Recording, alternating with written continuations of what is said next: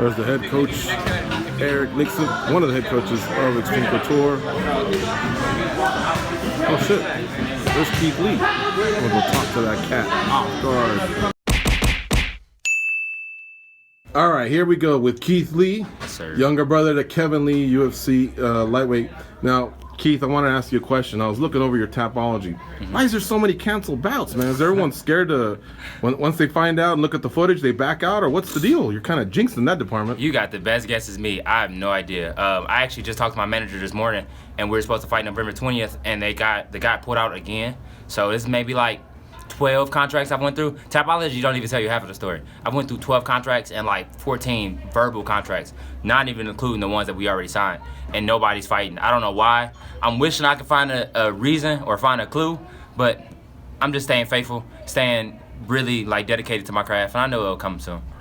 So now your older brother goes out there and has one of the most vicious knockouts over. I don't know if that's gonna spill over, and you know, like I want nothing to do with the Lee family. Once again, that might hurt you. Well, coming from Firaz's camp, I honestly think that it made a huge impact in me and him. Like, you can see it with him, but like I said, when I get the opportunity, I'll show it. Firas is a genius. He had so many different game plans and so many different ways of thinking that I've never seen before. And for a young guy, I'm only 23, I have a lot of experience in this game. And I've never seen anybody that thinks like him or that can process information how he does. And like I said, you can see the difference that it made just in a one fight with Kevin. I think I'm gonna do the rest of my camps out there. What did you think, by the way, when you saw the actual KO? I mean, it was a beautiful KO. It was a violent KO, but I mean, talk about those emotions. That's your sibling. That's your big bro. You know what I mean? He's been through a lot, and they say you're more nervous when the people you care about, people you love, are fighting them versus yourself. Honestly, I don't think I've ever felt nerves for a fight for myself. Like, when I'm walking out, I kind of just zone out and I relax.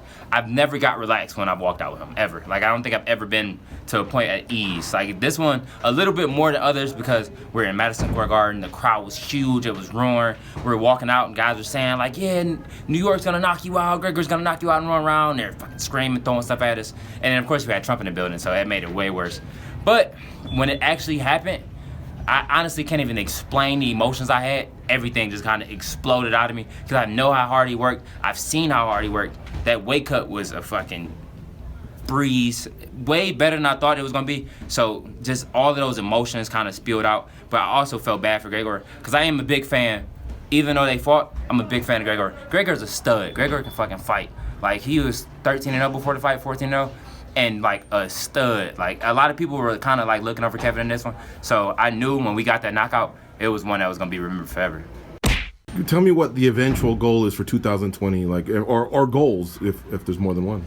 With Kevin or with myself? Yourself, sorry. I really don't have no goals no more. Like, I keep putting so much pressure on myself and putting so much emphasis on what I want to do and when I want to do it. I'm kind of just letting it all play in God's hands. Like I said before, I have a really deep faith in God, and I honestly think whatever He wants to happen will happen. Like, I've made so many goals for this year, and like I said, 14 guys have pulled out. I've had 14 training camps where I've thought, like, this is the one where I go and I can prove myself. This is the one where I can go and shut all the doubters, because I don't have the best record, and it's all split decisions, but it's just with myself. I have a lot to prove to myself. So it's like, I don't really have many goals. Like, I just want to go out there and I want to prove that I am the best to myself, and I know it'll come soon.